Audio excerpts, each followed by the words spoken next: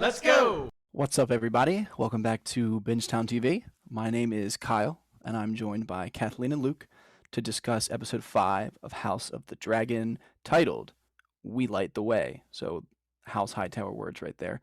And so, the last 2 episodes, I've started off this little short intro saying that it's taken me 2 watches to really fall in love with the episode. Obviously not the case for this episode. This episode was fantastic. Kathleen, I feel like we were texting up a storm Sunday night and yesterday all about it, so I'll just cede the floor at that point and let you guys say what you need. I'll start. Yeah, I fucking adore this episode. Was texting Kyle because Luke wasn't answering, so I just went to straight texting Kyle. I was like, this is my favorite episode. Put it on the board. Like the intrigue, the drama, the dagger looks across the room by that end scene just clenched it for me. I mean, I liked the beginning stuff as well, but that end 15 minutes really just fucking did it for me. So we'll talk more when we get into it. Luke, how about you? In my defense, there was important football going on, so I watched it a little bit late. So I was kind of catching up, after you guys. But it was a great episode. I think it's the highest rated. I don't know like how accurate and settled the IMDb ratings are for episodes yet, but this one seems to be the highest so far, and everyone seems to like it. I mean, when you get a wedding in Westeros, it's always going to be something freaking crazy. It was a great episode. I don't really have anything to complain about. Just one character that I'm hoping that we agree on and doesn't become my hot take, but I don't want to spoil that yet. So ready to jump right into the episode. And bouncing off that wedding comment, Ryan Condal literally said, like, every Game of Thrones season needs a wedding that doesn't exactly go the way it's supposed to. So, yeah, that's pretty much exactly what they were going for. All right, so just diving in. Cold open, not a cold open, but we open up with finally meeting Rhea Royce, the bronze bitch, Damon's lady wife. And she's a badass. We only get Damon's side of the story, and we know from Damon at this point that it's probably not the entire truth. We learn that it's really not the truth, and that she is definitely cute, and she seems pretty cool. So obviously, Damon is up to something with this marriage. Yeah, would. Yeah, would for me. So sad. She could have had like a whole ass spinoff. She's so dope. I like how they hype her up later in the episode, but I think a huge point here is that they make it a point to say they did not consummate the marriage. And I really think that's going to come back later when Damon's like, well, guess what? I'm taking Runestone, bitch. I think they're going to fight that. So at least they have that they did not consummate the marriage. And it was well known that they did not consummate the marriage. So let's hope, because I really don't want him to have Runestone. I'm so mad that she died because she was awesome. She was charismatic right when she got on the screen. She's one of the only people that's not a Targaryen that stood up to Damon, and that was just awesome to see. I really didn't like it. It shocked me that they killed her in the way that they did. I do have some questions about that though. Like, did she get paralyzed when she fell? Yeah, essentially, she basically broke her spine. And then that's why Damon steps on her arm to see if she reacts to it. She has no reaction. So he's like, okay, she's paralyzed. Yeah, okay. And then the other thing I want to say, though, is about the non-consummation of the marriage. Is it because, and then she even has a dig later saying, I knew you couldn't finish. Like, is this what we're going for? Like, is this what we've been going for since episode 1, is that he quite literally just can't finish? Because I think that's kind of connecting the Raniera scene in King's Landing, and then like what this random comment about not consummating the marriage. So maybe he just quite literally like can't stay hard. Yeah, it seems to be what it is, and especially with the behind the scenes of episode. I'm so bad at remembering the episodes. It was the last one, right? I think the one with Rhaenyra and Damon 3 in the brothel, and they had said basically that when Rhaenyra got like excited and aggressive, he wasn't about it because he wasn't like dominating her. Royce is obviously not getting dominated. I mean, I'm sure this woman was responding in a similar way, and he didn't like that. So I think it's both of those things. I have no idea what the conclusion of that is going to be, but it's definitely a thing they're pushing. Yeah, Damon is so menacing in the scene. He doesn't say a word. He's like, this is happening with his eyes. And she's like, she realizes it as it's happening. She's like, oh, fuck. Yeah. Yeah, that light goes on pretty quickly for her because she's taunting him and she's like, oh, like, the queen or the little princess. And she was like, oh, shit. maybe you're gonna want to kill me to be single to then marry the princess. Yeah. She catches on fairly quickly there. It was really nice to be back in the Vale setting, though. You could just like with the valleys, like that just looked good. Yeah, they didn't need to show that scene of her like riding the horse like through all of the nice countryside scenery, but it was appreciated. I literally, when that scene happens, I literally go, "I've been there in Iceland," and my dad was like, "Yeah," and I was like, "No, I don't know." Maybe. All right, so we move from the Vale to Driftmark. So we're going to cover everything that happens on Driftmark with King Viserys, and then the boat ride home, the love boat ride home, and then we'll dive into the Allison and Otto and the Allison and Larys Strong scene. So to begin with the whole Driftmark stuff, Viserys is struggling, man. He is seasick, it seems like, but also just sick in general. So that he just this is a terrible look for him as king. Viserys is one big infection. He can't even help it. Head to toe infection. It's really gross. He's grossing me out. Yeah. So basically, our boy, limps up the steps to Driftmark, coughing the whole way, and is greeted by nobody. Lionel Strong, the Hand of the King, takes offense to that for Viserys. To a very grown up Lady Laena Velaryon. So she's no longer that 13 or 12-year-old girl that Viserys was walking through the gardens with. But we move into the, I guess, kind of, she calls it the Hall of the Nine, I believe, where Corlys, looking like a fucking badass, is sitting on the driftwood chair. Yeah, they really aged Laena up more than they should, I think. But she's beautiful now. Viserys is probably like, damn. Yeah, right. Could have been mine. That's what I was thinking anyway. I'm sorry I forget the name of Corlys's wife. Rhaenys, yeah. Rhaenys. So Rhaenys and then Corlys this is right when he walks in, they kind of talk about Rhea or Rhea? Royce dying. Royce, yeah. Rhea. Yeah, okay. Whatever you want. I don't know. So, yeah. But it's just so obvious that they're like, they even know that foul play was like most likely involved because they hint at how good she was at hunting. Like, she's not going to die on a hunting accident. So everybody knows Damon's just a shyster. So I guess it's like, this is also Viserys learning for the first time, and you kind of get his reaction. He doesn't know how to react in front of people. So he just kind of bottles it up and says, let's talk about other stuff. But that was interesting to see because he never says anything about it, even later at the wedding when Damon just makes the unexpected appearance. So I'm very curious to see what he does eventually say. I'm assuming next episode we'll get a conversation between the two because he's still in King's Landing. Yeah, I also love how there was a ton of wordless Lionel Strong reaction shots, starting with this scene where he's just kind of there like, okay, noted. Like, that's just some bullshit I'm going to have to deal with later on.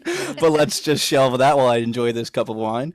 And then they kind of get to the task at hand, which Viserys obviously wants to move the conversation along. Viserys presents the marriage proposal to Corlys. Corlys, the ever-proud Velaryon head of household, is like, so what are their last names going to be, boss? And I think, Kathleen, you might have had the same question last episode about whether they would be Targaryens or Velaryons. Right. Because she's the queen and he'll be the king. And Viserys settles, because Viserys tends to settle in every decision that he makes, that they'll be born Velaryons, but once one of them ascends the throne, they'll then be Targaryens. Corlys has balls. Like, he has such balls. He's such a businessman. He asks for what he wants to the highest guy in the whole entire world. He's like, I don't care. I'm not greeting you. I'm going to sit on my throne. Yeah. Until you walk in, then I'll stand up. I will also offer you a chair 15 times because you are feeble. Yeah. He's making his strength known in like a spot where he really should be like kneeling to this king, and he's really just not. I mean, he does kneel to him, but yeah, and I feel like Viserys kind of lets him kneel for a little bit too. That was maybe a little bit extra, a couple seconds, 3 to 4 longer than maybe normal, because he was like, yeah, bitch, bow down. That's all Viserys has, though, because again, he just looks so physically and just kind of like metaphorically weak as well.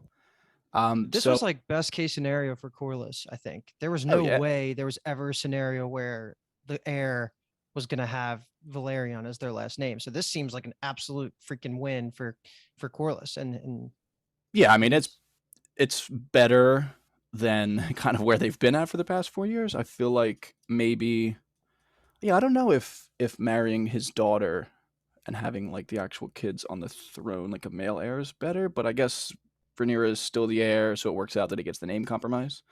I guess it's just, yeah, it's kind of just semantics almost at that point. But very quickly, we can just talk about Rhaenyra and Laenor. Their little walk along the beach. They essentially just come to the agreement, like wink, wink, hint, hint. She's like, I know you're gay. I'm obviously straight. Well, we can do our duty in the bedroom, and then you can go ahead and do what you want, and I'll just do what I want. Was that was that the reveal right there, or was it implied earlier? Because I don't remember us talking about that. That's the reveal. I think that's like the official reveal. Yeah. Okay. But a couple weeks ago, maybe 2 weeks ago or so, I was like Googling something. I just wanted to see the actors who was gonna age up for Elena and Laenor, and I was spoiled of that. And I texted Kyle, and I was like, "Oh fuck, Laenor's gay." And you were like, yeah. Where did you possibly hear that from? And I was like, "Oh shit, is it not true?" Like you played it off pretty good because I was like, I tried. I was pumped. I was like, ooh. Yeah. So, did you already know that, Kyle? You already knew that was coming? Yeah. Okay. And Kathleen, how did that get spoiled for you off of like a casting list? You know those like stupid websites that they're like, you want the one thing. It could even be like, when is this show premiering? And it's in the middle of, there's like ads everywhere. They make you read 18 paragraphs. One of them was like, and the fans are really excited for a canonically gay character, Laenor. And I was like, yeah. I was like, gotcha. Skirt. Gotcha. Yeah. So before we actually get to, I guess, the official reveal, I will very quickly. I think we should just do the Corlys and Rhaenys debrief little sesh they have, where Rhaenys even says like, "Yo, he looks terrible. Like he's in bed right now. He looks awful." And Corlys actually here, we were just talking about how kind of strong he always looks. This is like the most like unsure and vulnerable we've ever seen of him. I just think it's kind of endearing that it's with his wife, that he's like, I feel like a lot of times we see these relationships in Game of Thrones in this universe, and a lot of the times beyond maybe like Ned and Catelyn, it's kind of adversarial, it's kind of robotic, it's kind of very like power dynamic, power structure-y. But these two seem like, they really love each other, and that they're kind of, they're willing to have these type of emotional conversations, which I just think is nice to see. Yeah, I got 2 quick comments for this conversation. One is, besides, I would totally want to be in Corlys's family. I feel like that would be awesome. Yeah. Besides, I guess the idea, I mean, it's Game of Thrones, it's so old time. The fact that he says like he's gonna outgrow him being gay, like he, whatever. You're not gonna. It's so backwards. It doesn't even matter. But as far as like these two being together, I feel like I can't imagine them being, I guess like scheming and conniving if they haven't already done it. Like the fact that Corlys teamed up with Damon and he came out on the other side, and there's no like plans for him to dethrone Viserys or work with Damon to undermine him in any way. So I feel like the badness might have passed. This is me not having any knowledge about what's going to happen to this family going forward and why they're not in Game of Thrones, because that question's always been asked, like why this family isn't around anymore. But yeah, this family seems like I love them, and I feel like they're great. And even going back quickly to Leonor, like he's the man. Like that was the most dialogue we got outside of him chastising his uncle in episode 3. So I feel like I like him with Rhaenyra. He seems like a really, really good dude, and the whole family seems awesome. And then the other thing I wanted to bring up was that they said that they have half the dragons of Westerosian kingdom, I guess. So does that mean there's only 4 right now? Because obviously the one left and is like flying around one of the coasts. There's only 4 under the Targaryen power, I guess. I would say right now, yeah. I mean, in terms of riders, because Viserys doesn't ride a dragon, so it's going to be Rhaenyra, Damon, Rhaenys, and Laenor. Dude, okay, Rhaenys is sick. Are the 4? Rhaenys. Yeah, they're the 4 living dragon riders at this point. Okay. First of all, they've barely aged up Rhaenys at all. She is like so cool. When she comes in and she's like, cousin, and like grabs his hand, and he's like, there is no hand to grab.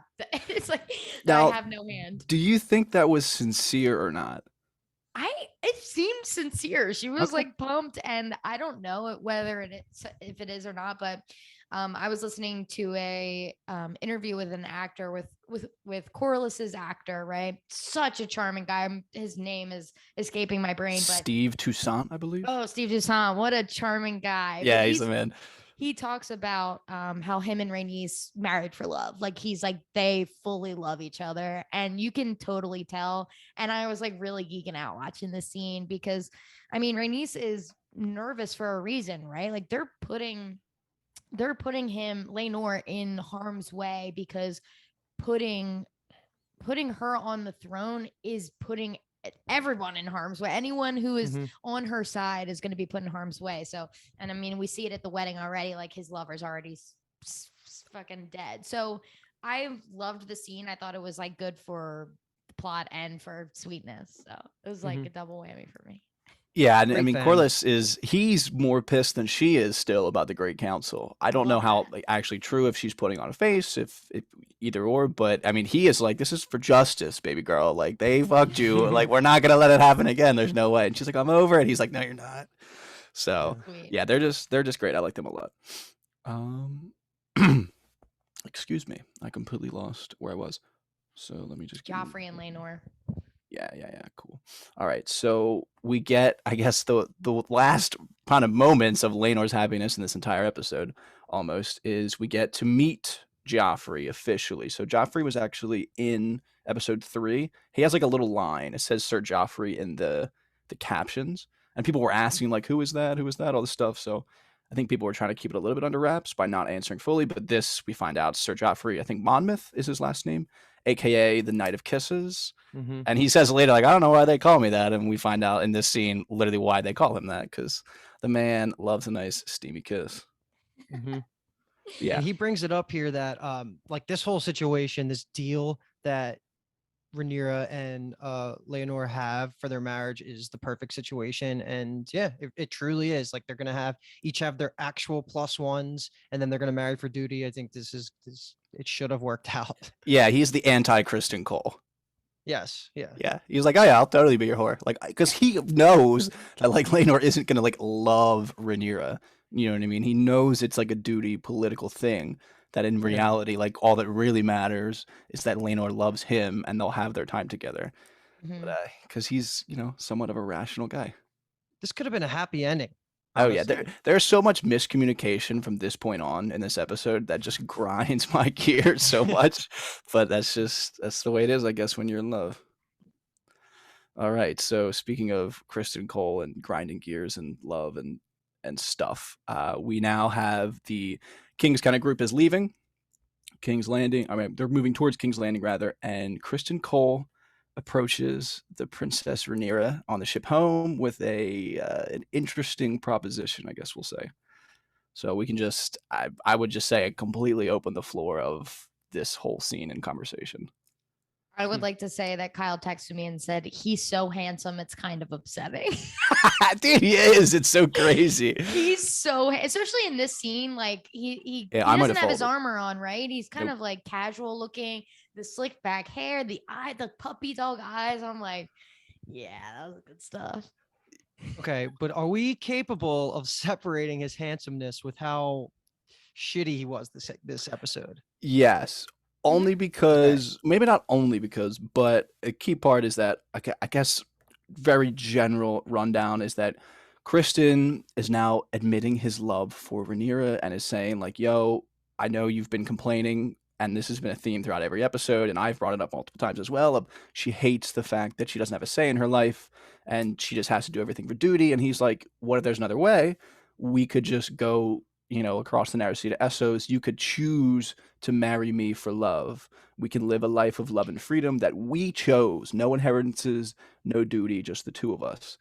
And this is, again, we don't love the Aegon's dream thing, but she is about to literally say to him, like, I can't do this because I have this duty, because Aegon the Conqueror united the Seven Kingdoms too, and he walks away in the middle of it. So, first of all, I was shocked that she was going to say that to him, and kind of, I mean, I guess she's young and maybe she is in love and, she's not making a very rational decision, but that seems like a fucking hot decision to make in the moment. Totally. Yeah. Criston, go ahead. No, go ahead. I was just going to, no, you go, because mine doesn't really have anything to do with what you just said. Yeah. I mean, I agree with what Kyle was saying, how he's just the opposite of the Knight of Kisses. Like he give me Sir Joffrey every day of the week. Like he's so much more rational. How do you not take up Rhaenyra's proposal of being his mistress, basically, like in the long run? Like this is the best you can do. You already kind of dishonored, you threw honor out the door the second that you broke not banging anybody. So like that's off the table. Like, and if you want to keep love, this is the only realistic way to do it. And the fact that he kind of almost lashes out after she says no, which was a ridiculous request in the first place. Yeah. I wasn't there for it. I was so anti Criston Cole after the scene. I don't remember souring on a character as quick as this. So Luke, I will say, like, you're like, can you separate the handsome? I'm so mad at Criston Cole in this episode. Okay, there's no world where I'm like, but he's so cute. Yeah, of course not. But I will say that the difference between Sir Joffrey and Criston is that Sir Joffrey knows that they can never be together. The two gay men cannot be openly together ever. So he's like, if all I can be is your mistress, no matter where we are in this world, then I will absolutely be your whore. Like that's the ceiling. Yeah, that's the ceiling for him. That's the ceiling. Whereas Criston's like, if you really love me, we could just beat it. And she's like, I'm not going for infamy. Fuck you, man. Like I'm getting the throne. Yeah. So he's simping so hard. And I agree with both of you where I'm like, maybe not as intensely as Luke until the end. I soured completely. Obviously, I felt for him in this scene because obviously he did fall for Rhaenyra, and that sucks. But you know what else sucks? Being forced to marry someone you don't want to. Like it's not Rhaenyra's fault. Yeah. And I mean, I think a lot of the negativity that's out there now against him is because he says, like, he kind of blabbers after she rejects him of like basically almost admits that the whole motivation was that he could kind of get his honor back. Where he was like, we had sex, like that already happened. Like I already ruined my oath. So I figured that I could make things better by us getting married. Instead of his emotional reaction being like, I love you. It ends up being like, it's a selfish kind of thing to him where like he needs to kind of get rid of his own guilt and is using her in that way. That's not very handsome of him. I'm so happy you put the words to it because I was feeling that same way. I just didn't verbalize that. So that's really good. And then a point that's positive for you, Kyle, though, is this scene confirmed that he totally was consensual in this episode. So there you go. Come on, dude. Was that your hot take or something about? I know my handsome princes. I know what they're about. I can read them like a book. Yeah. Yeah, I honestly didn't have Criston Cole never really moved the needle a ton for me reading the book. He's an interesting character. He plays a good role and he will play a great role throughout this, but he's a perfect character for me personally, where him being brought to life on the screen just makes him so much more interesting. I felt way more gravitated towards him in these first episodes than I feel like I ever did during the books. And for what it's worth, I loved him before this episode, and now I actively hate him. So that's just my spoiler to the end. That's good TV, though. That's good TV, I guess. Maybe. I will say one thing, and this is mostly for you two. If you ever rewatch this episode, which I'm sure you will, when he says the line, "It's the only thing I had to my fucking name," both times it took me out of it as if that felt really modern. Like it felt Game of Thronesy, House of the Dragony. I was like, oh, that felt like that was that guy yelling at somebody in 2022, being like, yeah, no, they got my fucking name. It felt, I don't know if like the accent dropped or something, but if you rewatch, and you could cut this because I feel bad, that's kind of talking shit on the actor. No, it's not. It really I think is the F word, because it's same thing happened in episode 1 with Rhaenyra when she's like, fuck the Septon or Septa. And that felt very like walking down the hallways of middle school, like talking about your fucking English teacher. Yes, agreed. You know, no, I agree with you. Okay. I think it was just because they wrote some really awesome dialogue and they have been doing it. And there's some lines that I picked up and wrote down specifically in this episode. Me too. But yeah, that one I would agree felt a little odd. And this is it's just miscommunication, man. If he just had sat there and let her finish that, like, he doesn't understand what is actually behind sitting on the throne, like maybe he could come around to it. Like, okay, I didn't realize you had that much on your shoulder. But I mean, whatever. I guess it is what it is. I just like how she says, and this is the last comment I will make, is that he says to her, like, whatever, like, you can leave the crown behind or whatever. And she says, I am the crown, Criston. I was like, damn, let's go. Yeah, that's a good line. I'm happy she didn't humor it at all, not even for a second. Yeah, when she kind of turns away, and this is the real last comment I'll make. I know my boy's heart was just torn in half when she doesn't isn't excited about it, and like that whatever 3, 4, or 5 second pause where she doesn't say anything. I knew he was sitting there like fuck. Yeah. All right. So now we're jumping back, right? Yeah, we'll jump back a little bit in time to actually King's Landing. So while the king and everyone is in Driftmark doing some kind of crazy shit, we get Otto and Allison have a moment alone, semi-alone, I guess, outside of the Red Keep. Otto is leaving, and he gives her one last pep talk, essentially, I guess you could say, his best version of a father-daughter pep talk about kind of the whole heir situation. I will say the actor, again, I gotta just pat the back. Reese, who plays Otto Hightower, when he was talking in the scene, I'm like, this guy's an actor. Yeah. He is an actor. And, you know, I've been reading articles and blah, blah, blah. And I'm more and more, I'm on Luke's side of like, he's actually not that terrible of a guy. Things just kept falling in his lap to be like, well, this could work out for me. Let's just do that. You know what I mean? Like, I'm going back on my intense hate for him in the past few episodes. And I'm going to say that, yes, he like acts on opportunities given to him, which is only like what a like smart guy who's wants some power would do, right? I don't think he was being insanely malicious like I thought he was, but the choices he made did end up yeah, I really think that's going to be the beauty of this show, is that we're going to have, like, it'll be an episode like this where it's like pre-episode, Criston Cole, what a guy, dude, he bagged the princess, this guy's a legend. And then after this episode, it's like, dude, I hate that punk. So I think that's going to, everyone I feel like is going to be on a roller coaster, right? I think that's why they picked this story to be the first post Game of Thrones show, is that this is just a fucking insane ride. And we're going to fucking swing back and forth with everyone. I feel like Damon has been like that every episode almost. So he's like kind of the perfect example, but everyone's going to have their turn. I've been cooling on Damon a little bit, but maybe because he hasn't been getting as much screen time, and also because I liked Rhea Royce.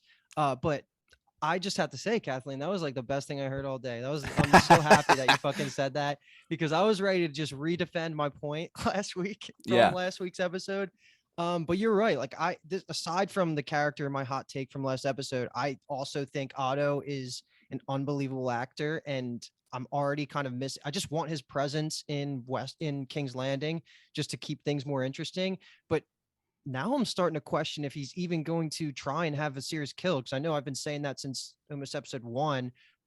I don't know if he will. Like, he could actually be gone for a while, and even if he's not gone, he's not evil. Like, he was saying all the things that that a rational person would kind of leap to the conclusion of what would happen with Aegon being a male heir. Like, everything he was saying was pretty like, yeah, go ahead. Even just to step in, literally Rhaenys says the same thing he does every episode, but she's not the hand of the king and is not really scheming for advantage. I mean, this marriage fell in her lap a little bit. Her husband is the one that kind of will put forth these notions of the marriages to get ahead, but she has literally the same idea that he does. Like, she knows that it's so dangerous for Rhaenyra to end up being on the throne, and Otto is just acting on that idea, that belief. He wholeheartedly believes that there's no happy ending to Rhaenyra being on the throne. So he's going to do what it takes to stop it from happening, because I mean, as both the hand of the king and a father.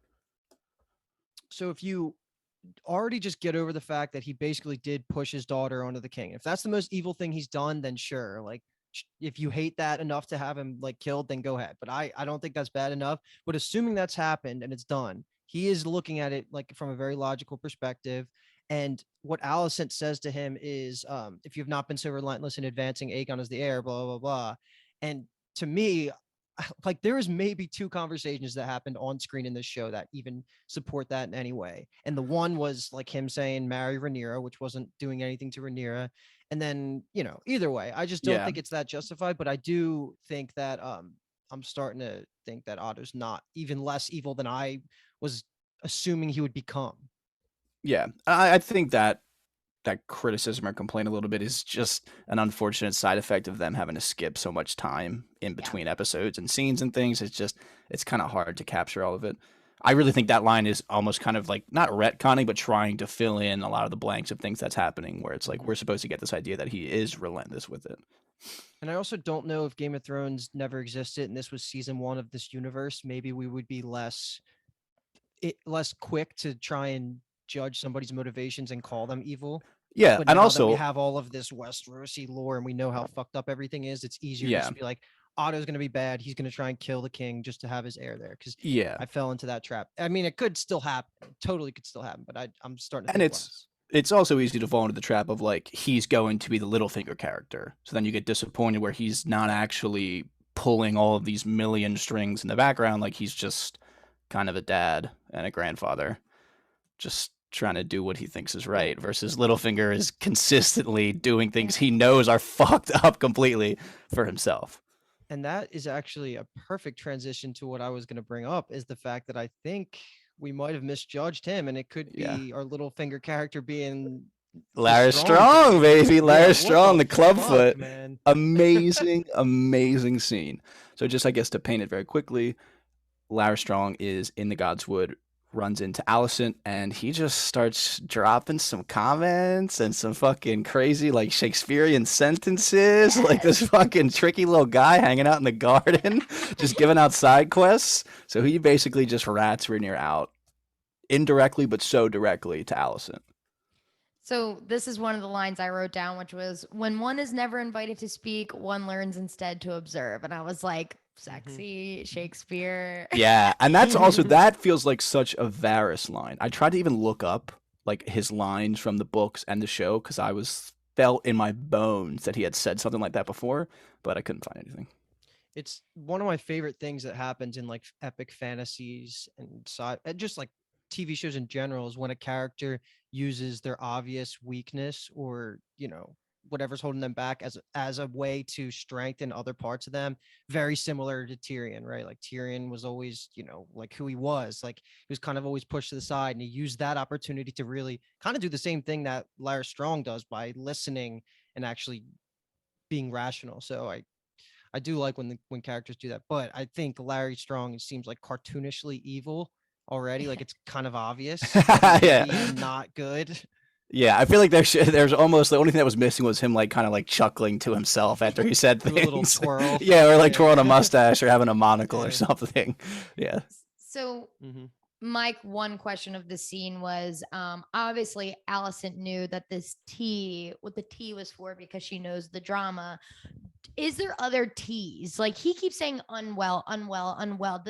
Is it possible that he thinks it's something other than this, or no? It's definitely okay. No, it's all very calculated. He is getting to the point without getting to the point. Sure. Essentially. And I think the question plainly. Yeah, that's the question I want to route. I'm just curious of what you guys think of what is the motivation behind this, because we've seen his dad seems like a very rational, nice man. He doesn't really move for advantage. He just tells it how it is to Viserys. But now we have his. To what end? I'm just curious. And now we have his son, who now seems to be this like complete opposite of him, crazy schemer, and like what kind of, I feel like, is the motivation here? It's a good question. Go ahead, Kathleen.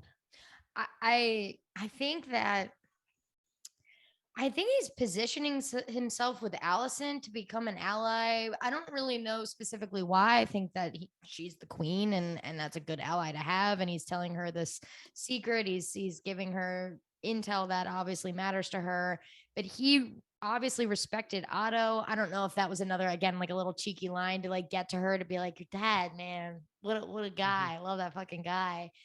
I don't know. I think it really is to get in as like a Littlefinger position with Allison, right? Like, I have knowledge, like, I'm giving this to you for, like, I don't know, good faith. I'm not sure. No, I mean, that's exactly the line of thought I was going with too. It's weird because his dad is now the hand of the king. Like, he's already positioned well enough as a family. Like, he has his family has power. I know he wants to probably make a name for himself or whatever, like everybody does, but like, he doesn't want to shake things up politically, because that would only be bad for him. Right now, he's sitting pretty. I was thinking maybe he is. When we were seeing the small council scenes, I guess, in the early episodes, was there a master of whispers? Is that what Varys was? That's what Varys was. Yes, there was not that we saw. So we saw Hand of the King, Lord of the Tides, or Master of Ships rather, Master of Laws, Yep. the Grand Maester, and then the Master of Coin. Okay, yeah. So I'm thinking that there's a chance maybe he is paving the way for that to be the first position on the council. For like that's the first time the Master of Whispers is on the council. Yeah, and then that could evolve into eventually what Varys takes over in 170 years, whatever it is. But I really don't see why he would want to sow any chaos into this situation, because like you're chilling, you're at the capital of the modern world, you're good with the king. Like, why would you be doing this unless you're, what Kathleen said, trying to make an ally with the queen? Yeah, I think that I don't know the exact answer. I'm not sure exactly what they're going for here, but I just think that, I mean, he also mentions like maybe he says like you might need allies or whatever, and she's like, I have allies, like I'm the queen, and he goes, oh yeah, like Raniera, and she's like, fuck you, like what are you talking about? Just say what you mean, you dick. So I mean, clearly he's thinking of that mind. And go ahead. I was just gonna say maybe he was working with Otto too. We know Miss Arya was working with Otto as one of his little birds and stuff, so maybe he was already aligned with Otto. Okay, could be a power vacuum too, because like you're saying, Otto's gone, so he could fit right in there, make the little birds sing again. Yeah, if that spy network is just dead, or if someone else is there to fill that vacuum. That's a good point. One last little thing I will say here is that, so Ryan Condal, the guy who writes this, is a huge Game of Thrones nerd. So he's like way bigger of a Game of Thrones fan than D&D ever were, which feels, I guess, a little bit obvious. But just the beginning of the scene when he's touching the flower, he makes a comment that it's from Braavos and it couldn't possibly grow in King's Landing. And there behind him is like a scene, like a painting of like a lemon grove. And to me and to people that I've read online, that is a nod. There's a huge theory on the Game of Thrones normal universe where Dany always has these memories of being in Braavos and seeing a lemon tree in Braavos. But the thing is that the books also tell you that there's no way a lemon tree could ever grow in Braavos because it's not the right environment for it. So people think that she actually was sheltered in Dorne, and then there's like a whole connection between the Targaryens and the Dornish in the books. So that just felt like him being like, hey, everyone else that reads and stalks the internet for theories, like here's a little Easter egg bone for you. Oh, cute. Yeah, that's awesome. I hope it's right. So shout out to Ryan for that. All right, so we move on now with more Allison. Allison's continuing to gather information at this point. Very quickly, we watch Viserys collapse as he returns. I mean, this is a terrible episode for him. But the real big part is that our boy, Criston Cole, gets summoned to the Queen's chambers and pulls the old self-snitch, which is just, it was very hard to watch a second time, I will be honest. Dude, I have never heard Alky scream so loud as we were watching live. He's like, are you fucking kidding me? I mean, come on. We all watch TV enough to know that this was coming the second the conversation was all, it wasn't direct. And she wasn't saying what she was saying. I was like, okay, this is happening. And of course, like when it happened, Alky just jumped up in the air and screamed. And I was so mad at him because damn. And I just want to give a shout out to, what's her name? Allison's actress, Emily Carey. Emily Carey. Yeah, she had incredible subtle facial and eye contact acting because like we knew what was going on behind. She was getting the whole realization right there, and just how her face was reacting to it was so good, especially the second time when I knew it was coming even more, but that was awesome. Yeah. I will also just shout out Allison in general. Like this is a cool moment for Allison. She is what you're saying. So she's getting this realization for the first time, but she doesn't let him know that. She's like, okay, of course. All right. Yep. That's exactly what I thought, because that's like power for her to know that and not have Damon run to Raniera and be like, fuck, she knows. Like, or about Damon. Like, you know what I mean? Like he doesn't know about Damon. So I don't know. I was just like, Allison, she's playing the game. She's playing the fucking game. It's so good. And we are playing the game now. We're obviously we're anti Criston Cole a little bit right now. We definitely have a Criston Cole hangover, but I do feel kind of bad for him in this scene because I don't think he knows about Raniera and Damon. So in his mind, there's no other thing she could possibly be talking about. Like she's asking him not because she thinks that he definitely knows, but like he's her sworn shield. Like she has no idea the exact closeness of their relationship, while he is sitting on the other side, like, oh my god, she knows. Oh my god, she knows. Oh my god, she knows. So it's just for me being a little bit empathetic to him, which was a little bit easier on the second watch. It's just I just felt kind of bad for him. That's what I meant to say. I meant to say that Allison played the game so that now it's almost like she was still protecting Raniera by not letting him know. It's like, no, I was fucking talking about Damon. What are you talking about? Yeah. She's kind of stumbled into that where he was just like, oh, here's some juicy info. And she was like, noted. Yeah. Which is, it's even sadder that she was kind of protecting Raniera, because from his mind, until we get more conversation, he probably assumes that she's the one who told Joffrey, because how else would Joffrey figure it out? But that aside, man, Criston just needs to let the women finish speaking before he acts, because this is the same thing as the ship. Yep. Just let them finish, then react. Yeah, he's just a guilty guy. He can't let it go. He's got to just act. He's got to, in a way, reclaim his honor back, in that he, like, I feel like admitting it to him feels more honorable instead of it getting pulled out of him. I mean, he even says here, like, in a way, I mean, he asks her, like, instead of gelding me and torturing me, like, can you just kill me? That feels a little bit better than getting your dick and balls cut off. And so to comment on that, because I brought it up the other time of the Kingsguard guy who had all the families and wives. Been thinking about it ever since. Yeah, so he actually didn't die. He was gelded and sent to the wall. So I think that's why he also says, like, don't geld me and torture me with, I guess, sending me to the wall and not having a dick. Like, just kill me instead. Did that cross over with Master Aemon being up there? No. So that happened, actually, that was Jaehaerys, so the king before Viserys. That happened during his reign. Oh, so way yeah. Okay. Yeah, okay. And since we love these little connections, he actually was a strong. So he was, I think, the uncle of Lionel, who's now the Hand of the King. Okay. So cool.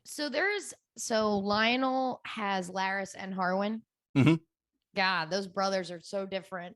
Yeah, they are. Imagine being Larys and being like, fucking Harwin, man. That guy's just a big hunk. Harwin was the one that was dancing with Raniera, right? In the middle of this episode? Raniera out of the place. Yeah, he's the guy who was... Damon slides in and says Master right? Yeah. That's Sir Harwin? Yeah, he says Sir Harwin. And he's also the guy who was, when she returned from the woods with Criston with all the blood over her, that he was the only one that was like, oh, who's this chick?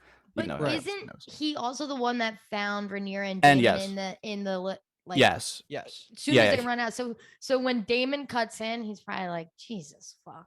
Yeah, right. yeah. He's in the gold cloaks as well. So he's around. The strong boys, dude. The strong family is fucking sick. I fuck with the strong. I fuck with the strong family. Also, strong family. One of their ancestors was also Hand of the King to Aegon the Conqueror. So they've been around. Damn. I also want to say before we transition to the wedding, if that's next, that it's not. Don't worry. Oh, it's not next? No. Got one more scene. Oh. Yeah. I was just gonna say something. I'll say it anyway. When the dragons, when they're like dragons are flying into the wedding, I audibly said out loud, "That looks so fake." But then I was like, "It's fucking dragons. What am I saying? Like that's so stupid." But it did look almost animated to me. That doesn't look real. Yeah, I was like, that would never happen in real life. Yeah, honestly, I thought that the arrival of them looked great. So, how about you fuck off? How about that? And stop skipping ahead too. Sorry. What is this scene? I didn't write anything. This is Viserys getting treated, and he just has a conversation with Lionel here. There's just some great lines here. Yeah. So essentially, he just is getting leeched. Because that's the pinnacle of medicine at this point. So he's just getting bled out because they think it'll work. Even though one of the other maesters does mention that there could be a poultice or something that could work better, but obviously the Grand Maester knows best.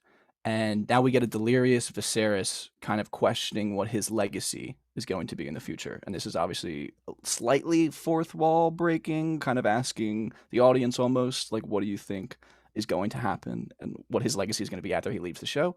So I guess I'm just curious what your guys' thoughts were on this scene and this combo. Mm-hmm. Yeah, I don't have too many comments. I did like it a lot that a king that reflects on history and like how they're going to be perceived is always an interesting conversation, no matter what the medium is. This is very King Alfred from The Last Kingdom. That's like the first thing I thought of. Great callback. Yeah, I really enjoy that Viserys is he's what's the word I'm looking for here? He's like, he has perspective. Like he's not like in his own world. He understands like how other people view him, like how the world's going to view him and all that. So it was an interesting conversation, but yeah, I mean, who knows? I feel like he would have gotten his ass handed to him in a war. Well, who knows? I mean, that's kind of what his thing is. He said, there's a part of me that wishes I'd been tested. I often think that in the crucible, I may have been forged a different man. I think that's almost his admission that what we've all kind of been saying about him and what other people say about him is true, that he also thinks that he's kind of just like a weak guy who almost lets just things kind of happen around him. He's way more of he's way more of like kind of a reactionary guy instead of someone that actually like consistently takes action. Mm-hmm. My thoughts are, it's funny, Luke, you chose like Viserys in that scene. I loved Lionel in that scene. I liked that. Again, this man is just like, he has his head on his shoulders placed exactly right. He's like, you are a king during peace, man, and you were a good king. Like, it's fine. It's fine not to be like a piece of shit. Yeah. You know, like it's like, I liked Lionel's side of it being like, it's really okay. Like, to be tested is not always the best thing. Like, it is what it is, and you were a good king, and I like that out of Lionel instead of him being like, yeah, fuck yeah, you would have crushed out there, you would have absolutely slayed on the like that's why he's great. He doesn't just kiss his ass, but he has like a good perspective. That's a good balance of being nice and empathetic to him, but also kind of giving him a level of perspective and truth that he might not have been thinking about. Yeah, Lionel's just kind of a boss. And last comment I will make is I will just keep highlighting it that this Maester, man, he's going against what the other guy says. He even says like this is what like always works for him, and like this man is like on his fucking last string. So clearly whatever's been happening like treatment wise has not been working for him fully. And I know I've brought it up a couple times where people think that he's working together with the Hightowers. So I'm just excited to see where any potential roads they take with that. All right, so Kathleen. Yeah, Kathleen already mentioned we have our fleet of dragons, and the only thing I will say is that this is, I think, the first glimpse we get of Rhaenys riding her dragon, which is Meleys. That's kind of all we know. It's just a big, just a big red dragon. She looks like the most like Drogon in like shape and body. I love that you know that off the top of your head. Just honestly, not like lore wise in the books or anything. I think in the show, this is the most Drogon like dragon we've gotten. Yeah. And just fun. Meleys' nickname is the Red Queen. So the queen who never was riding the Red Queen. Love it. And now we get a wedding. So obviously a ton of shit happens. I think we should take it in two parts. I think we should speak about everything that happens up until like including like Allison kind of arriving and Viserys' speech, and just take that first before we get into all of like the dancing and the craziness. So we talked about it, episode 2 of whether Jason Lannister is actually the Lord of Castle Rock and the Warden of the West. Confirmed here. Obviously, a ton of time has passed, but they just kind of does announce him as he walks in, and he is the same old fucking douchebag that he was in episode 2. He has not matured at all, and he has a super awkward encounter where he just kind of disparages women, and Raniera obviously just kind of flicks him away. Wait, did they say Warden of the West? Well, they called him the Lord of Castle Rock. So at this point in time in history, when you're the Lord of Castle Rock, you are the Warden of the West. Right. And I agree, but I wrote down that I was a little upset that they didn't specifically say that because I wanted them to just put that out there. Yeah, I guess you gotta take it up with Sir Harold Westerling, I guess, the Lord Commander of the Kingsguard. You could go file a complaint in the White Tower. Because I don't know. Our boy from the Witcher and yes, correct. Yeah, it's Dijkstra. What was the other one? What else was he in? He was in he wasn't in Wheel of Time, was he? I feel terrible that I don't know, but I just don't know. We brought it up. He was in 3 fantasy series. What the fuck was the other one? Oh man, I just don't know. Harry Potter. Watched recently. Harry Potter. I don't fucking know. All right. Either way. Yeah. So we also get the Hightowers introduction. Not less important, less fun, but we do get Sir Gerald Royce coming up to the high table, and he is just immediately interrupted by House Velaryon making the entrance of the night. I guess maybe Allison, you have an argument there, but for me, the entrance of the night of just, dude, the black and gold and like the white hair, and they just fucking walk in so confident. It's just so good. I just was almost like goosebumps, like so hype when this scene happened. Agreed. It was sick. Not to go backwards, but I'm going to. We haven't really mentioned that it is Emily and Millie's last episode. Oh, true. The scene with Jason and Millie and Viserys like being on the same page of being like, this guy is a fucking joke. And the looks they were giving each other, her rolling her eyes, I was like, I'm gonna miss her. She is really good in this role. And I just hate Jason. So it was like such a funny scene. But I agree with the Velaryon's entrance was just chef's kiss. I mean, the Corlys and crew are some of my favorite characters. I'm a little concerned now with how Laenor is going to be. He's just going to be a sad boy, but it is a big time jump. Hopefully he has another boy by now, but anyway. Yeah, I don't have any comments on this. This was just, it was cool. Number two richest man, most important man in the country walking in there. Yeah, absolutely nothing wrong with that. Okay, and so then, by the way, it was The Hobbit is what Jixtra and yeah, there you go. Mm-hmm. Okay, so that's honestly more forgivable that that's not something we remembered, because in general those movies are fairly forgettable. True. Okay. He was in all of Lucifer, Kathleen, at the show. Who's he? She watched like 90 episodes in 3 weeks. I don't think she remembers anyone except for the main character. You don't know his name? Hold on, I'm looking right here. He was Father Kinley. Oh yeah, I know Father Kinley. He was only in one season, but yeah. There you go. He gets around. But he does not get around to calling Jason Lannister the Warden of the West. So lame. Fuck him. We get now Viserys so rudely interrupted by his beautiful wife, Allison, and this scene is, I feel like we talked about it a little bit. I mentioned that she's playing the game, but this was like the absolute exclamation point on like, she has arrived. Like, she is no longer little Alicent, the little bird, if you will, that hangs out in the Godswood. She is Queen Alicent in this scene, and it's fucking fantastic. So it's awesome that. Oh yeah, go ahead. I was gonna say, Kyle, talk to me about the war colors, right? I get it. I wish all the high towers weren't also wearing green, because I wish she was the only one wearing green. Like, these are the high tower war colors, and I'm fucking pissed, and I'm here in the war colors. So talk to me more about that. Yeah, so Lara Strong does make that comment, and I think it's more subtle in that, so like the Hightower family, that's actually the Hightowers, and their kind of role is to be the Hightowers and rule in Old Town. They rep green, just in the same way that, maybe the Starks would roll up in gray and the Lannisters would roll up in red. But for her, it's especially significant because she has not really worn anything beyond black and red ever since she got married. So she had been wearing, because she's a Targaryen now, technically. So she has always been, throughout this episode, you see too, and last episode, and maybe even 3 episodes ago, she is just wearing the black and the red all the time, wearing the Targaryen colors. And this is like this is the most public appearance you could possibly make. I mean, it's the royal wedding is happening, and she rolls up in the Hightower house colors. Love it.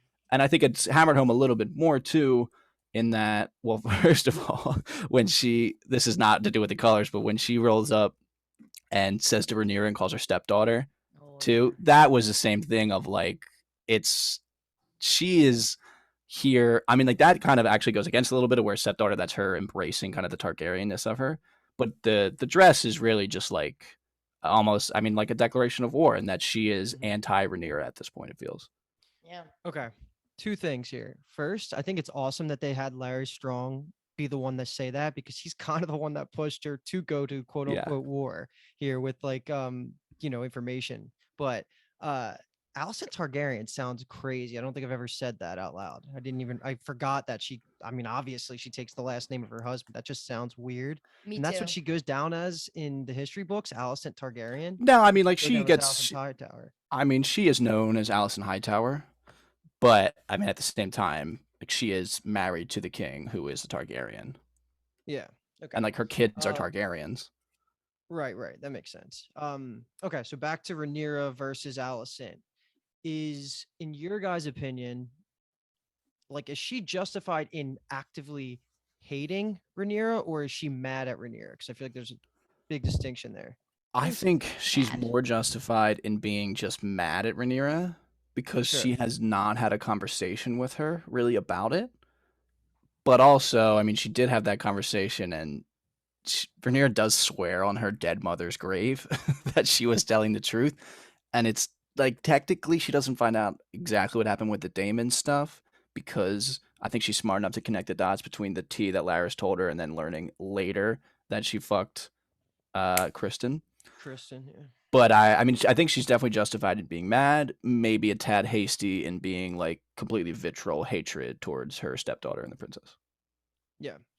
Yeah, it's also like, that's your girl, like, and he's hot, so be pumped for her, you know? It's not like Damon, it's a little, I mean, I get it, it's scandalous, but like, come on. It's kind of hot. Alky and Dave were saying, when we were just like free talking as the episode was going on, they were under the impression that it's coming from a place of jealousy. Like, this goes back to that parallel scene when Damon and Rhaenyra were kind of hooking up, and then the king was hooking up with Allison. And you Kyle, you brought up the parallel, how like she's basically tied into this lifestyle. So is she jealous? Is she more mad because she's jealous of Rhaenyra, like getting to live out all of her dreams, she's doing whatever she wants, or is she just more mad because of the lying? And I guess I took it as the lying, but Alky and Dave took it a little bit more a mix of both, I guess. I would say that's probably actually correct. I think another thing that, or a quote rather, that lends to that thought process is she does say, when she says congratulations stepdaughter, she says, what a blessing this must be for you, when she knows that it's the exact opposite of a blessing. Rhaenyra doesn't want to have an arranged marriage like this.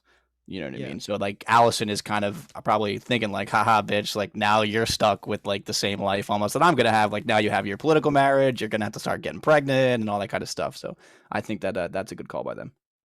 Yeah.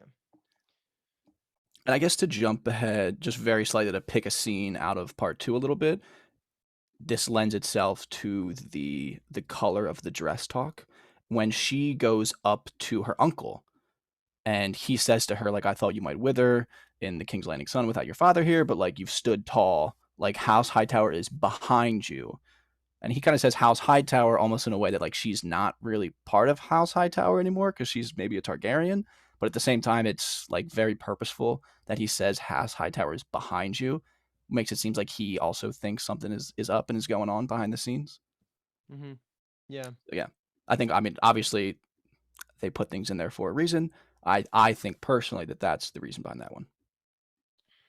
All right, so I guess I was just gonna ask about Damon's entrance, and first of all, the only time in the whole show I thought his hair looked good is finally here.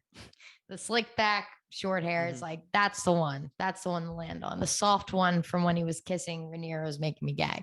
But so would Damon have been invited to this, or is this another instance of Viserys just like having someone defy him by coming back and then him just being like, bring in the chair? Like, is this, what's the deal here? I'm thinking it's the second one. I think his facial expression kind of tells the story, the delay in actually signaling for the chair. I mean, I guess in Viserys' head, he's doing the political calculus, and maybe he doesn't really want to ruin the wedding himself. Obviously, I think if he could have had the foresight or the future sight to know that it would get ruined anyway, he probably would have sent him away. But I just think that that's kind of his thought process of he's always bowing down to what he thinks kind of looks the best and is almost like the easiest. This whole Damon demeanor was just, this is a game. He's smiling. He knows he just killed his wife. Like the wife, he's going to claim inheritance in this next conversation he has after the other Royce raises his accusation. And this is another great moment where Lord Strong is sitting there. Yeah. Sees this and just kind of like, note it. Okay. Gotcha. Yeah. But, he's like, please don't do this here. Just if you want to do this, just save it for later. Yeah, that was an interesting conversation. I did not see it going that way at all. Like he was almost about to just challenge him to like a trial by combat, basically, right on the spot. And then Damon starts dropping the idea that he's gonna now claim Runestone, which is a fucking awesome name. I love that name for a spot. Yeah. And because it was Rhea's inheritance, and now it falls to him because they have no kids. And he just turned that whole Royce conversation completely upside down. And now he's like, yeah, I'm gonna go after this wedding's done, I'm gonna go get that land. Like, I hope to see you there. And he's just like, bye. The audacity. Yeah, it's so Damon that he gets accused of this heinous act and then just, without really denying the accusation fully, kind of flips it on the other person, and now this guy's on the back foot. Now Damon's insulting him to his face and he has no comeback, and then it ends, and it just ends with Damon smiling. It's exactly like the conversation he has when he's hammered or hungover with the king, and he's like, I can't deny it until you tell me what I need to spin here. Yeah. Yeah. And he does it. Yeah, he's like, oh, yeah, tragic action. I was devastated. He's such a cock. All right. So I wanted her here too. I just wanted one episode with her before we killed her. Yeah, me too. Yeah, it's so crazy. Like in the book, gets a sentence, and then in the show now we get to see her actually come to life, and it's like, damn it. Now I wish that was not her ending. And that was also like, she's such a good character in that 2 minutes of dialogue that it's like they could have made that an extra special stab in the heart if they gave her more, because we haven't had any gigantic deaths yet. The ones that make you go, holy fuck. I mean, the one at the end of this episode is pretty good, but I think if they like built Ray up a little bit more and then killed her, you'd have been like, shit. Yeah. And maybe a counterpoint against it is that having her be in the show more, I feel like almost maybe takes away from Rhaenyra's light, because they're kind of in similar, not character styles, but they are. Rhaenyra stands out so much as being this woman who defies all kind of like, I don't even know what you want to say, but just acting in almost, and again, in that Arya role, almost, you could say. Yeah, I like that. Yeah. That's good. Not saying I agree with it, but maybe that's kind of the thought process a little bit. So now we just have a full-blown wedding. Everyone's dancing, doing this. I guess they all know the dance. It's kind of like the Cupid Shuffle, I guess. Like you hear the beat drops and you're like, oh, we're doing this one. Okay. And everyone just kind of hops onto the dance floor.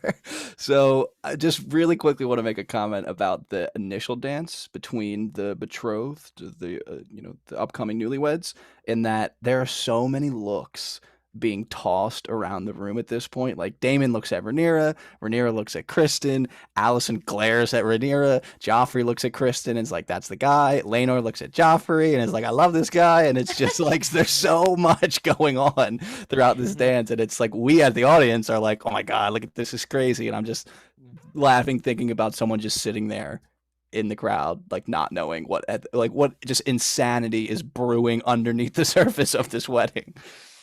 Yeah, the directing of this episode is so good. The direction is fantastic. Is this the same? Is this the woman from last episode? Mm-hmm. Again, chef's kiss. Yep. And I would just kill to be an extra in this scene. Like kill to be on that dance floor doing that dance. When they were doing it, Laenor and Rhaenyra, I was like, I know that this is an arranged marriage, but these two are like buds. They'll get along. They're cool with each other. And it's one thing to be an arranged marriage where you fucking hate each other, you piss each other off, like Damon and Rhea, but this is like not that. And even Allison and Viserys, it's like, he's so old. What do you actually have in common besides like grieving and like whatever? It's like these two are actually gonna like fuck around and have fun. Like they're two like good looking kids. They're gonna have fun and be like there for each other. I don't know. I liked it, and I wish I was an extra in it. The thing I was most confused about, which I didn't really understand, and I think we're gonna get a lot more next episode, is Lenora. Is that her name? Lena. Oh Jesus, I don't know where I got that from. Lena. Just adding auras. You added an A. They're all the same. They're all the same. Like, they're so tight. Yeah. They're all the fucking same. Whatever. Lena. So why was she as surface level as her conversation with Damon turns into, where she's like, you're a dragon rider, you're a Targaryen, you're the prince. Like I'm just. Yeah, I think so. I think that's kind of just her nature. She feels she's a grown woman now. It seems like maybe that either A, maybe that marriage pact with the Sea Lord of Bravos has fallen through, or she's in that Raniera mindset of like, I don't want to have a fucking arranged marriage with some random person that I don't know. So maybe let me just try to slide in with use Damon almost in the same way that Raniera allegedly used Damon. I think it's really that she just immediately on the surface blunt just comes on to him. She's not one to play games. She's like, listen, you're hot, you're a prince, you ride dragons.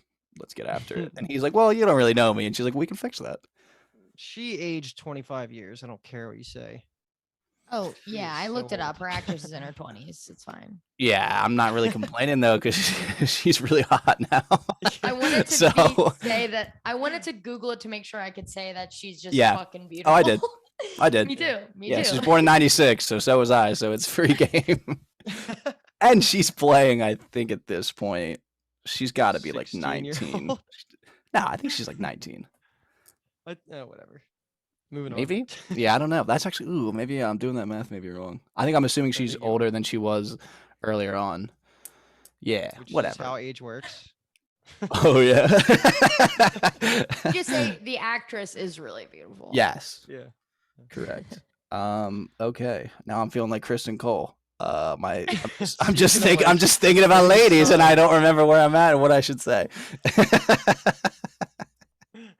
So yes, it is time, I believe. So Joffrey, in his infinite wisdom, decides to go up to Criston, and which is probably a good idea. Maybe not the correct venue, but not a terrible idea. But again, is just not being as blunt as he probably should be about it. It's another one of these conversations that maybe would have been better of just like coming out and saying what he actually means and not kind of avoiding a little bit of this overcomplication where it's kind of just like he's saying like we got secrets and you mean a lot to her and I mean a lot to him. And it's like, I feel like it might have went better if he just said like, hey bro, like Laener's gay. I'm his guy. Raniera and him talked about it. She knows it. So like you can totally be with her. I'll just kind of be with him and we'll protect him. We'll protect each other and it'll work out fine.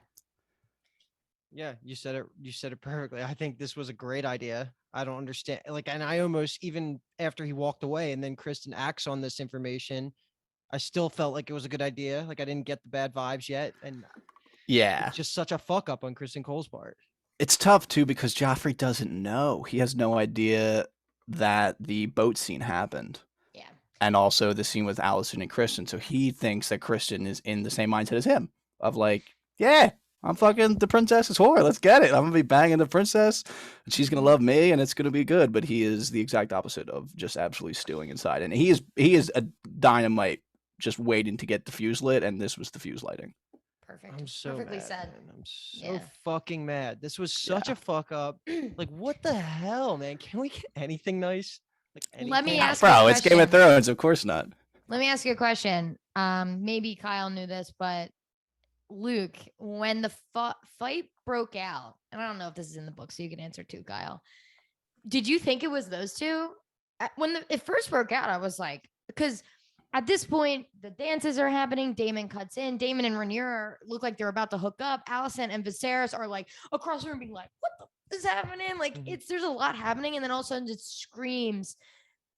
Obviously someone's getting murdered right now. Did you think it was Sir Joffrey? Like, did you think it was Criston and Joffrey? What were you thinking? Yeah. I mean, even though I thought like it was a good idea for Joffrey to say that to Criston, the cinematography was saying it was a horrible idea. So like they kind of made you feel like bad things were going on in his head, even though they shouldn't have been. I didn't think he was going to murder him like that. Maybe do the whole like, yeah, like you just lash out and then everybody finds out and it becomes like a scandal. I didn't think he was going to just murder him right there. That fucking took me by surprise, especially because he ends up hitting Laenor. Which is, to me, that if I'm Corlys and I saw that, you're dead right there on the spot. There's nothing else that needs to be said. You touched the king consort. I think that's a conversation too we can have at the end. There's a couple things that are a little weird, I think, about the direction they took with it. But my answer is going to be I would say when I'm watching the show, for the most part, I'm terrible at like picking up on a lot of the book comparisons unless they're like stupid, dumb, obvious. And with this, it's just so different because it happens at a tournament. So kind of the Damon Criston Cole fight is a little bit like what this happens. It's the tournament, and Criston has already been spurned by Raniera allegedly, or she has she is allegedly spurned him, or maybe he spurned her, but like whatever in the books, it's like something happened at night and they hate each other essentially. So he goes into the tournament and just absolutely beats the shit out of Joffrey and like caves his helm in, and he's like bedridden for days and never ends up waking up. Like he morning stars him to death. This is obviously a lot more of a a terrible venue for that to happen. I mean, they're clearly making a point, or it was a purposeful point to make it happen at a wedding in front of a lot of people. I'm just curious of what the consequences of that will end up being. I feel like, how did they not pull Criston off before he absolutely punched a hole in his face? The biggest hole. Yeah. That was when his head gets like flopped over. Oh my God. You're like, yeah, the Oberyn Martell special. Yeah, that was. My only thought is that it could just be like, you, as a Kingsguard, like you do have a little leeway. Like if you were truly taking out a threat, like you should be able to have the unlimited authority. So like that's it. It's just weird that he gets to just stand up and walk out, no questions asked. But I guess again, it goes back to how much respect everybody around has for the Kingsguard. And if you're not another Kingsguard, what are you going to say to a Kingsguard? Like you can't. Yeah. He can just do whatever you want. So I guess it kind of comes down to that. So I'm not like gonna sit here and say it was a plot hole or like a writing mistake, but it did feel weird, and we're talking about it. So yeah, it's weird enough for you to kind of question it a little bit and have to think through it. And I feel like the conclusion of even if it's not weird, it just is a little not unsettling or uncomfortable. It just doesn't feel like the best answer, almost, I guess you could say. Mm-hmm. So my initial thought was, obviously at the end, Allison saves him from killing himself in some sort of weird like allyship thing. Not I don't really know what Criston can do for Allison. I mean, besides just like having him in her back pocket, but like, and then I was thinking, what could Allison tell Criston to say to people? Like, this is why you did this. Like, there's obviously got to be a reason. No one's just going to be like, remember when you did that at that wedding? Yeah. Crazy. Like, you got a little crazy that night, man. Like, you have to have a reason. Obviously, like, I think he's going to lie and say Joffrey did something. But what could Joffrey possibly have said to elicit just hole in the face that makes sense to everyone and be like, oh, okay, yeah, fuck that. Yeah, so I think, I mean, in terms of explaining it out, I'll be honest, that seems like the easiest thing possible, because Laenor and Joffrey's like relationship is not a public thing. Like Corlys isn't going to come out and be like, he murdered my son's boy toy. You know what I mean? Like if it's his son's friend, well, then it's kind of like, okay, I don't think it would take down that level. I think I would agree with Luke where the big thing would end up being that he punched Laenor in the face. Seems like the most in trouble he could probably get, but the queen is obviously powerful enough to kind of toss that away. I mean, I think it's obviously a very rough episode for Criston Cole. On my second watch, go ahead. Yeah, I was just gonna say they can cover all their tracks easily by making Joffrey be the scapegoat, because like you're saying, Laenor can't say anything. Allison knows about the Criston Cole banging, so they can keep Rhaenyra's mouth shut. So like that gets them on board, and then obviously Allison's gonna keep Criston Cole in line. I feel like it can all work out where they can just throw Joffrey under the bus. And it plays, Viserys mentions it in, again, terrible at recalling episodes, but it's not about truth, it's about perception. So they could easily swing it in a way when it's the king. And I mean, obviously Viserys, we know, is going to take the easy road out, and he's not going to make all of the info come to light. So he will obviously just agree, I feel like, to be like, okay, just don't ever fucking do that again, you know, or he'll take probably the Damon route of just don't do it again. I mean, I'd be pissed if I was Rhaenyra, right? Like, Rhaenyra should be fucking furious. It's devastating at the wedding. This obviously shabby wedding they're having after this. It's supposed to be 7 days of celebration, and like Jason kind of foreshadows. He's like, if this is just the pre-party, can't even imagine what the wedding's gonna be like. And then fucking his blood's just still everywhere. Like mice eating his flesh and shit. It's the rats again. Those high towers. But yeah, it's so sad. I mean, Laenor's literally like crying during the ceremony, just so deathly upset. And Rhaenyra looks upset. Rhaenyra looks like she's crying too during it. Like she is feeling the grief for him as well. Yeah, I really think I was just chanting, just like kill yourself to Criston.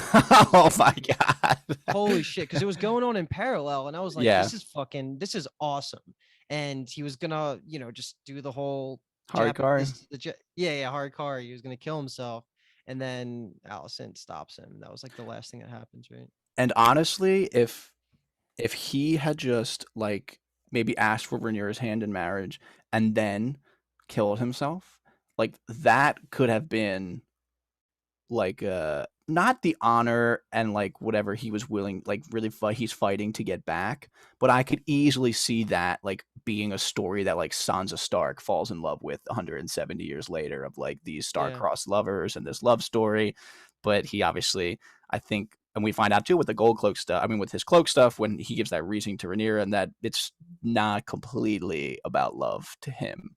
Not completely. There's some, but it's not completely. There's also a lot of selfishness going on, and I think that plays out perfectly here. And my second watch, I will say, and I don't really mean to be a consistent Criston Cole defender, but Joffrey, because he's not very blunt about it, and the way that he says like about secrets and keeping each other safe and the pat on the back, it almost feels like an underhanded threat. Like you could, if you were Criston Cole, completely on edge, like your world's kind of tumbling down and you don't really know who you are anymore and all this kind of stuff. And this guy comes up and is basically kind of flaunting to you your biggest mistake you ever made in your life in your face, and being like, if you keep our secret, like we'll keep your secret and we'll all be safe.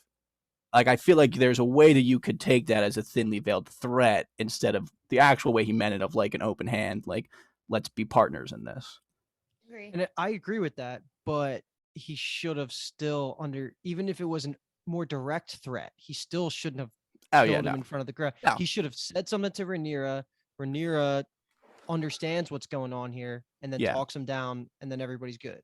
Yeah, that could have been if they didn't have the time constraints where like next episode, if like the wedding, if the pre-feast goes off without a hitch and then we get all of the tournaments that they talked about, and then we get like a Criston versus Joffrey matchup where he just kind of absolutely pounds him into the dirt. Yeah. Feels like a more, I guess, diplomatic way of getting rid of the guy and dealing with it. But I don't know. Kind of is what it is.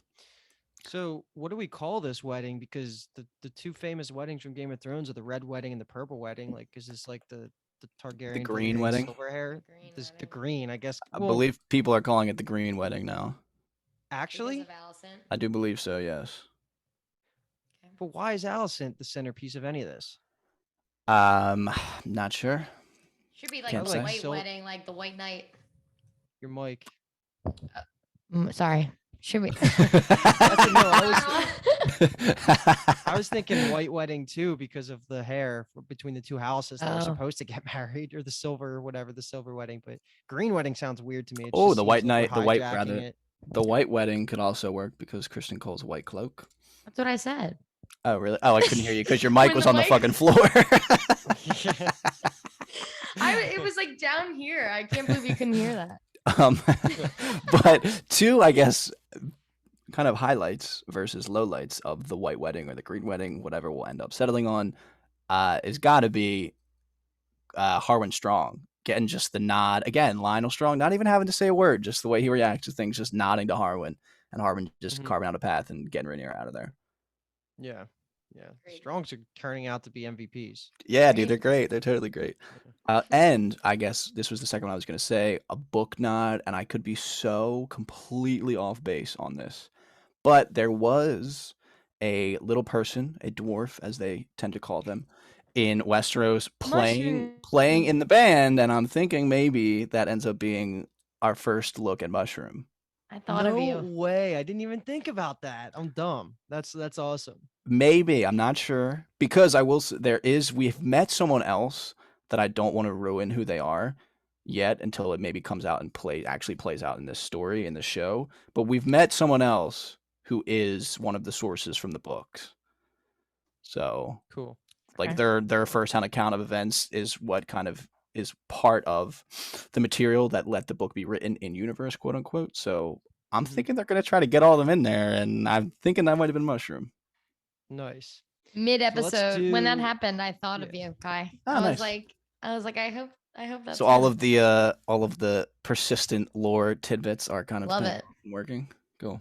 Love it. So do you want to do MVP, LVP, and then episode rank? Sure.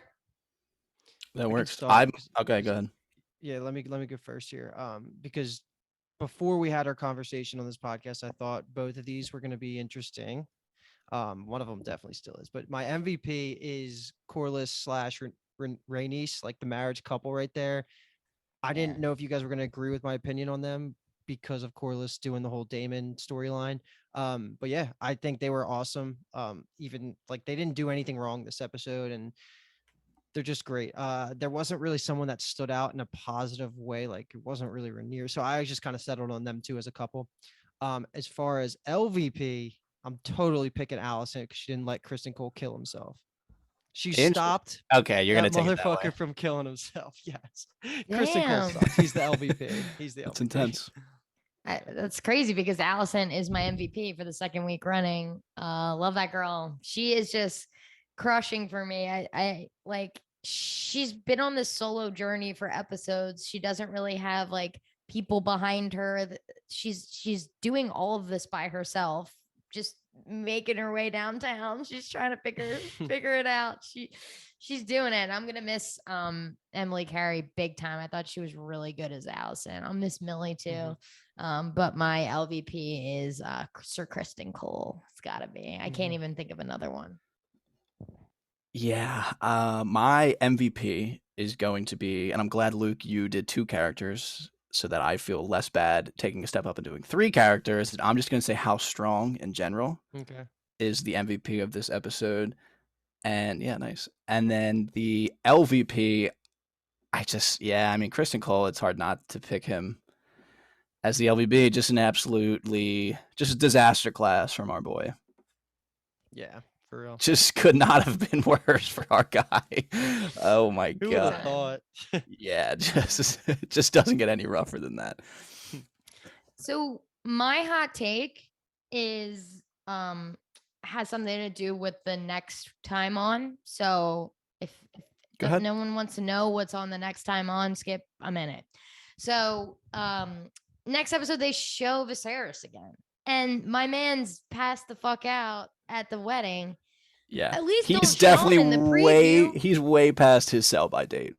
If the time jump is big enough that they have to recast Emily and Millie as Allison and Rhaenyra, then how is this man still alive? Like I said, he's one big infection. He can't even move. He stinks. I know he just he smells. Stinks, this man. And he's still alive. That's my hot take. That is crazy town that he's still alive. And I texted the group that, and I said it was the biggest plot hole in history. And Luke was like, no. Yeah. Very quick comment on that. It's just going to be the worst thing ever would be him dying off screen. Totally. Yeah. But again, like they should have killed him last episode then. Fair. That's what I think. My hot takes also related to the forward here. I'm starting to get a little nervous about me not liking Rhaenyra's next actress. And I only saw like 30 seconds of it, and I'm sure it was like the context going to make everything better, but maybe it's because of how attached I am to Millie now, but I'm a little nervous that Rhaenyra is not going to be the best main character. But, you know, there's the ceiling is there. Like anything can happen. It was just my initial gut reaction, and it's probably a little bit of attachment and bias in these first 5 episodes because I liked them so much and I liked our characters. I don't really want the actors to switch in general, but yeah, I will say that I'm definitely just nervous in general of the size of the time skip. I just hope, because so much is going to change in this time skip versus all the other ones we've had. I just hope it's not like crazy jarring, or if it is, it's done well. But my hot take is going to be, I didn't think it was going to be this, but now as we've talked through everything of that, Criston Cole maybe doesn't deserve a 100% 0 to 60 hatred. I feel like there is a mindset where you can get behind that his actions, while not advisable, aren't totally like absolutely completely fuck this guy, he's the worst character ever. Listen, character-wise, I think you can definitely say morally he's done very terrible things, but from the show. I think if he doesn't smash that man to bits, then yeah. But this man needs deep help. He is obviously just like hanging on by a thread, and that was snipped so easily enough that he know. I mean, he's a white knight. Like he knows honor. He knows all this. He knows the rules. Don't kill somebody in the middle of this wedding. That's crazy. It's unforgivable. I don't know how they're gonna redeem him moving forward. Like really redeem him in a way that makes it believable to me. That I'm like, oh yeah, he's fine. Westeros is a crazy place, man. I mean, does he need to be fine? Does he need to be fine? He can be a villain. Cold take. I got a cold take here. That is the hottest take that we've said so far on this entire podcast, because that's just wrong. I love it, Kyle. Yeah, there we go. There we go. So there you go. Yeah. Good. That's what I'm trying to get hotter and hotter and hotter and hotter. And it's all going to be Criston Cole until the end of the series. Your hot take from last episode became not hot. So I guess this also has room to cool down. Just this is how I feel. All right. Do we want to do episode ranks? We don't have to do them all, but I would just say like what this fall. Is it your top? Yeah, I mean, mine are the same that they were last episode. It's just 5s on top. I mean, this was definitely the best episode. This was like, to me, feels like at the moment, like an all-time Game of Thrones episode. Same. Okay. I'm in the opinion now that we're through 5, that I pretty much kind of almost view all of them so close to each other in ranking that I'm starting to not care about what my favorite was. I would probably say 2. I don't even know. Like they're like it's now that we're getting so much more information, it's changing things that we thought in hindsight. And like I would need a rewatch of it. But I think that there hasn't been a bad episode, and every single one of them has been above average, just really good television. And that's just a good spot to be 5 episodes into season 1. Really fun to talk about too. Oh yeah. I could keep going, but we should definitely wrap up there because there's no more scenes to cover. And I think we've gotten through all of our takes, even our hottest takes. Shout out Criston Cole. If you like what you heard and you also like Criston Cole, please subscribe if you have not already on whatever you're listening on or watching on. We have, all of our socials are at Bingetown TV. If you'd like to follow us, we try to give updates. We try to react to news. We try to retweet news. And patreon.com/Bingetown TV if you want to throw us some extra dragons, not the animals, Kathleen, the coinage. And yeah, that's pretty much all I got.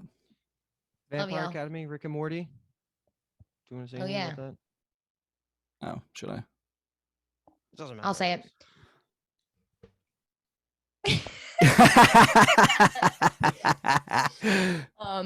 Just want to add at this time, we're recording Vampire Academy, which is new on Peacock. 4 episodes just dropped last week. And Rick and Morty, there are 3 episodes out right now. We have our coverage on that. And coming up, we also have Mike Flanagan's new show, Midnight Club, which drops October 7th, which we are absolutely pumped about. So if you're in the spooky mood and you want to go back and listen to our Bly Manor, Midnight Mass, or Haunting of Hill House coverage, it's some fun stuff. Some of our favorites to cover. So go check it out. Yeah, spooky season's big for us. So this is a very exciting time for Bingetown TV. Yeah. All right. Love you. Love you too.